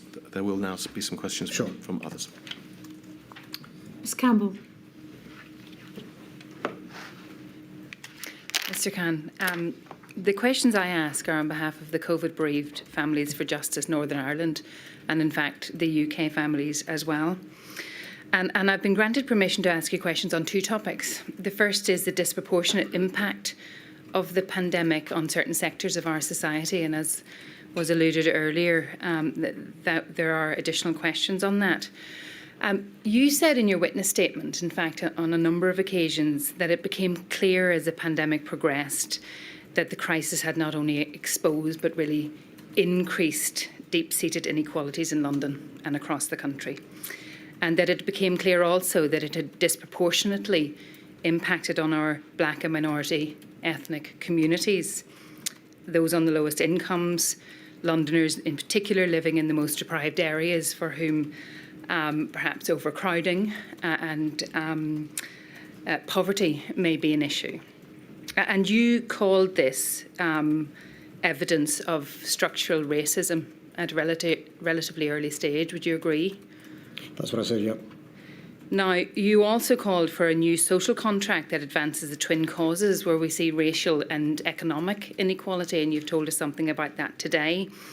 But one of the issues that you identified early on was that ethnicity was not being recorded on death certificates, particularly obviously in hospitals, and that the disproportionate impact of COVID on our black and minority ethnic communities therefore was not being properly understood and properly recorded. And I wonder if we can look at a document, please. It's 118895. This is a letter that you wrote to Matt Hancock on the 7th of May 2020, urging him to take action to introduce routine ethnic data collection within death registrations in England. Could we focus in, please, on the top 2 paragraphs, or perhaps top 3 paragraphs? We can see the date being the 7th of May 2020. You write to seek the government's urgent action to introduce routine ethnic data collection within death registrations in England. And you set out why that is, that evidence is emerging of how black, Asian and minority ethnic communities may be disproportionately affected by COVID-19, including, sadly, by deaths complicated by this deadly virus. And in the 3rd paragraph, your concerns were that lack of ethnic data recording in death registrations is holding us back from getting a full picture. It would seem, and correct me if I'm wrong, that you received no immediate reply to that letter. Is that right? I didn't. A couple of weeks later, I then wrote to the Home Secretary because of my concerns about the lack of response. But it appeared to me the government didn't really understand the issues that I was talking about. You mentioned the phrase structural inequality, structural racism. They can be for direct reasons or indirect reasons. It goes to the point I made to Mr. O'Connor about the advantage of the politicians, the decision makers and COBRA having their own experiences. It's not a criticism, it's an observation. Very few cabinet members around there probably represent a diverse community, understand overcrowded accommodation can lead to this virus spreading, more so in London. Intergenerational households, often people live with granddad, grandfather, parents. But also, to get around London, you've got to use the buses and tubes. And also, you know, that people of black, Asian, minority ethnic background have other illnesses, which means if they get the virus, the consequences are more serious. I didn't realise, if I'm honest, until the pandemic, that we didn't record ethnicity when it came to death certificates. So we're asking a basic question: what percentage of those who have died, who had COVID, are black Caribbean, or black African, or Pakistani heritage, or Bangladesh heritage? I couldn't be told because it wasn't recorded. And it's right, in fact, you did write to the Home Secretary on the 26th of May, and we have that letter disclosed to us. It wasn't, in fact, until the 22nd of October 2020, so 5 months after you raised this in correspondence, that the government eventually announced that it would be mandating the recording of ethnicity on death certificates. Did you consider, in general terms, that the government were proactive in trying to understand or to identify and address the disproportionate impact of COVID on our BAME communities? No. If you read the letter from the junior minister to me, I was given short shrift. There was no understanding of why it's important, but also no action. And by the way, still to this date, the ethnicity of people is not recorded in the death certificate. It is in Scotland, by the way, not in England or Wales. Thank you. Or Northern Ireland. Yes.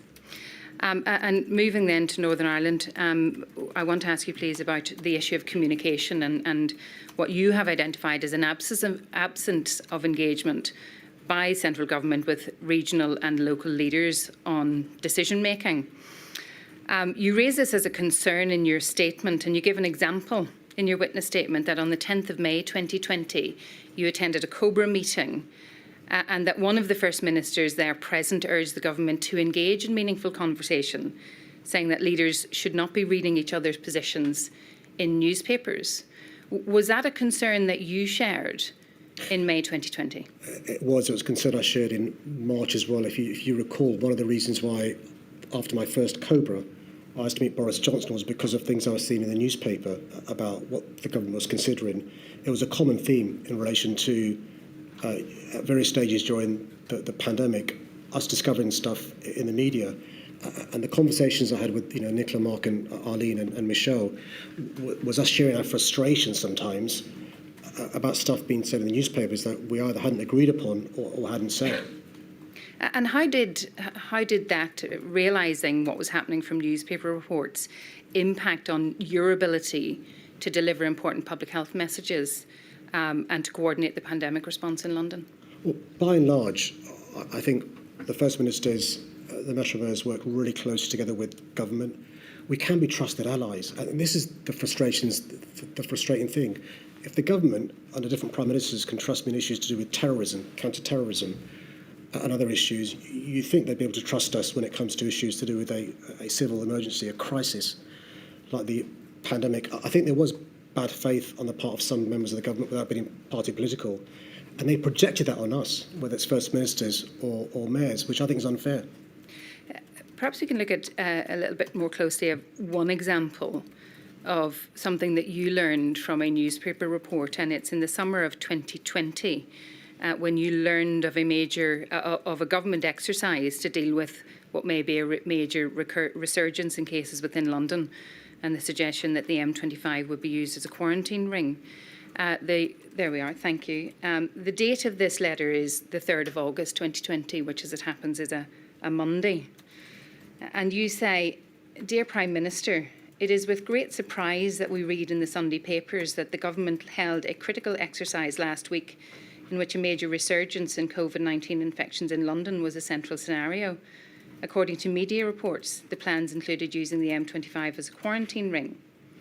You go on that your surprise is that such far-reaching contingency plans have been discussed and tested without the involvement or awareness of London's government, and this is clearly totally unacceptable and an affront to London and Londoners. Can we scroll down the page, please? You observe just in the second paragraph from the bottom of the screen, it is 12 weeks since you as Mayor were last invited to COBRA on behalf of London and its 9 million citizens, and the decisions continue to be taken without consultation with those who run and understand the country's biggest city. And can we go, please, to the next page to see, I hope, that this is a letter that is co-signed by you, if we can just scroll down, but also by Councillor Peter John, OBE, who is the Chair of London Councils, of which you've told us there were 32, or there are 32, is that right? Now, you learned about this in a newspaper on presumably Sunday the 12th, or the 2nd of August 2020, is that right? That's right. Can I just explain? It goes back to your previous question about being the voice of London, which is, these are 32 boroughs of 3 different political parties. plus the City of London Corporation, which is apolitical. One of my jobs is to hold us all together. Some are outer London, some are inner London, some are central London. And you do that by engendering confidence because we're a trusted ally of the government. And it makes working relationships really difficult when we're discovering stuff as trusted allies in newspapers. Well, this was a little bit more than even just stuff. This was a plan to deal with the major resurgence in London without incorporating your view or indeed those of the 32 London councils. In practical terms, what was the impact of your exclusion from contingency planning such as this? Well, in my view, us not being trusted meant that we couldn't give the advice from the coalface that may have made a difference. We now know that the entire country went into lockdown in November. I think that could have been averted had we been involved earlier. But more important than that, I think lives may not have been lost. It upsets me when I think that more than 20,000 Londoners lost their lives because of this pandemic. It breaks my heart 105 transport workers lost their lives because of this pandemic. I genuinely think fewer lives may have been lost had there been a more collegiate response from the government. Poor process, poor judgment, poor decision making. It may well be that answers my final question, because it wasn't until the 1st of October, some 2 months later, that you received a response to this letter. A response came from Mr. Hancock, in which he acknowledged that effective local management of any outbreak was critical. Did you, having received that response on the 1st of October, and of course we know that's before the second lockdown, did you consider that the response adequately engaged with or addressed the concerns that you had raised? No, I think if I answer by saying this, that the last Cobra, the directly elected mayor of London attended was in May. I think that says it all. Thank you. Thank you, ma'am. Thank you, Ms Campbell. Mr Thomas.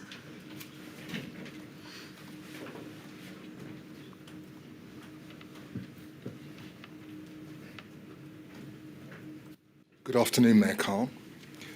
Just so you know who I am, I'm representing FEMHO, the Federation of Ethnic Minority Healthcare Organisations. I've got 2 questions for you. My first is this. Mayor Khan, recognising the challenges that posed by the evolving nature of this pandemic, FEMHO is keen to understand the timeline of responses, okay? But they acknowledge the complexity of the situation, circumstances. So let me put my first question to you.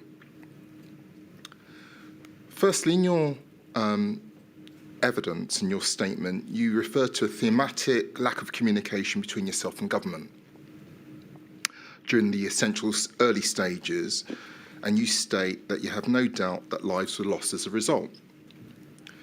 So question, what impact do you think this had in the context of Black, Asian, minority ethnic health inequalities, and what could have been done differently from your end in the context of Black, Asian, minority ethnic health inequalities? Had there been clearer and earlier communications?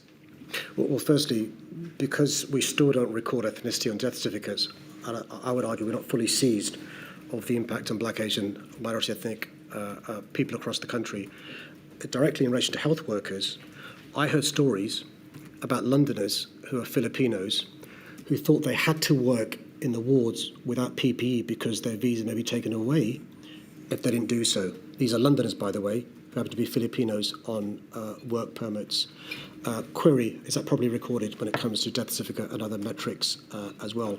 In relation to Transport for London, for which I am responsible, I asked UCL to do some work straight away in March, April about the impact on our workers, and they reached a number of conclusions which we acted upon.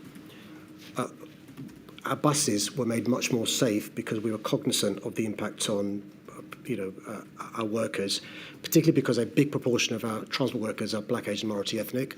By the way, so are social care workers, so are health workers. So a perspex screen, people using the middle door rather than the front door, ventilation on our buses and so forth.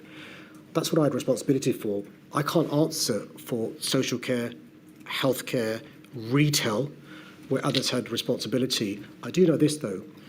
I was reminded over the weekend in preparation for today, Mr. O'Connor referred to my meeting with Boris Johnson in between the 16th of March and the 20th of March. And the minutes of that meeting show I referred to ZHZ, 0 hours contract, gig economy. Both those have higher than normal representation from black, Asian, minority ethnics. An example of indirectly not seeing the consequences of a lack of financial support for those people. If you can only put food on the table and a roof over your head by working, by going to work, what are you going to choose to do? No financial support given to you because no support for 0 hours contract, no support for the gig economy. Those self-employed, by the way, for the first few months only got statutory sick pay. Disproportionately, those people tend to be black, Asian, minority ethnics. Let me move on to my final question. And again, I just want to put this in context. Given your prior knowledge in relation to the health inequalities, including your statutory responsibility to publish a health inequality strategy, the fact you say in your statement that you were aware of and drawn attention to negative health outcomes because of the pandemic, as well as increasing information that was coming through at the early stages of the pandemic, such as by late January, there was concern about the virus building and a considerable amount of work being done at looking at the emergency risk. We can also agree that in your statement you say between February and March 2020, members of your team were meeting the London Resilience Forum and Public Health England representatives almost on a daily basis. By the 2nd of March 2020, the Strategic Coordination Group was established. We know that. And by the 11th of March 2020, you were told by the Chief Medical Officer that there was going to be a global pandemic. The first proactive step you took in addressing the issue of minority Asian health inequalities was in May. I think that was the 7th of May, right? My question is, difficult situation, there's not good communication between the government and your office. Can you just help? Because my members would like to know what more could and should have been done. Well, first, to complete the picture, it's worth just stating what did happen to complete the picture in advance of that. So in advance of the meeting with Chris Whitty, we'd organised for enhanced cleaning on public transport, important for commuters, but also workers as well. As I said, disproportionate number of black, Asian, minority, ethnic. In advance of me going to the first Cobra, we counselled St Patrick's Day. Big Londoners, big London community of Irish descent, and others who go to St Patrick's Day as well, really important. One of the things I raised with the Prime Minister when I met him in between first Cobra and second Cobra that I went to was the importance of financial support. In fact, after my first Cobra on the 16th of March, I wrote to the Prime Minister suggesting certain things he could do which would address the issue at the core of what you're saying, and that's financial support. And I'm not sure if the decision makers understood the indirect impact of lack of financial support of a city like London, which is 40% black, Asian, minority, ethnic, how we get around, issues around housing. I'm not sure if the government understood. If you catch the virus because you've got to work in a shop, that's bad enough. But you'll go home, you're healthy and fit, you'll go home, give it to mum, dad who live with you, and child who may have asthma. I'm not sure if the government understood that early doors. Issues around overcrowding, they didn't really understood. Issues around, actually, you may not be articulate to advocate for PPE as somebody who's working class, black, who's a porter, somebody who's a Filipino nurse working in the NHS, a bus driver. And so it's really, really challenging. I'm not sure the government got that. We worked really closely, though, to reassure you with our trade unions, who were fantastic, from Unite, doing bus drivers, RMT, ASLEF, TSA on the underground, and others that I was responsible for. Other trade unions were being proactive in relation to their members, hospitals, social care. It's been pointed out by Mr O'Connor, me lobbying for personal protective equipment. That was the lobbying coming from council leaders as well. And it goes back to the point that Mr O'Connor and I began with, which is, look, as imperfect as it is, the advantage of COBRA is those experiences people have around the table who are politicians, which adds to the conclusion the Prime Minister makes when it comes to making decisions. I saw the value added in Grenfell. I saw the value added as Mayor of London with the terror attacks in 2017. I saw the value added as Mayor of London when it came to making sure Her Majesty's funeral was successful. I wasn't there. I was absent in February and half of March. One of the things I reflect upon is the difference we could have made had we been trusted earlier to be part of that process. Well, it comes to this, does it not? More lives could have been saved, surely. That was the conclusion of the UCL report when it came to our bus drivers, and it upsets me as the chair of TfL. It upsets me bearing in mind who my dad was. That the conclusion of UCL was that actually, had we got into lockdown sooner, there'd have been less social transmission, less community transmission. Had we brought in the changes we brought in our bus garages, in our depots, in our buses, in our tube stations, few people would have lost their lives. Had we brought in the lockdown sooner, there could have been social distancing, less transmission of the disease. Had face coverings been brought in sooner, those with the illness, asymptomatic, may not have been passing it on. Without a doubt, the premise of your question is right. Had action been taken sooner, less lives have been lost. And forgive me for putting this on behalf of those who I represent, it would have been less impact on healthcare and hospitals. But also our economy. So this point about the impact on our economy, there seemed to be a lack of understanding about the inextricable link between lives and livelihoods. I think you've made that point with respect, Mr. Khan. My lady, that's all I ask. Thank you very much. Thank you. Thank you. Thank you very much indeed for your help, Mr. Khan. Thank you. You're now free to go. Thank you.